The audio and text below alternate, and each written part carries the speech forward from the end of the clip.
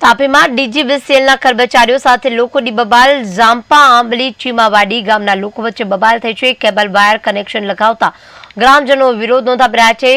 વિસ્થાપિત થયેલ ગામોને આપ્યા હતા વાયદા. લાઇટ ફ્રી અને એક વ્યક્તિને નોકરીનો હતો કરાર. કરાર મુજબ કોઈ લાભ ન અપાતા કરાયો હતો ઉગ્ર વિરોધ. અમારા ગામમાં સરકારે લાઇટ આપેલી જ્યારે અમારો ઉકાઈમાં અમારું ગામ હતું પહેલા ગંથા સરકારના બાજુમાં. તો આ ગામ ત્યાંથી અહીંયા આવેલો, ત્યાંથી સરકારે વાયદો કરેલો છે હા કે તમને લાઇટ ફ્રી, ઘર ઘરમાં નોકરી મળે, બધું જ મળે, જે બી સુવિધા સવલત આવે તે મળે. પણ આજ સુધી કોઈ સવલત કે લાઇટ ફ્રીમાં નથી મળી.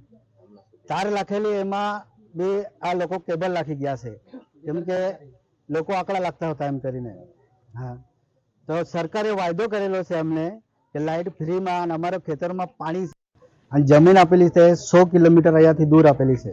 અમારા ગામે કેબલ ટાંક્યો હારો કે સરકાર ટાંક્યો છે, યા કાંઈ વાંધો નહીં.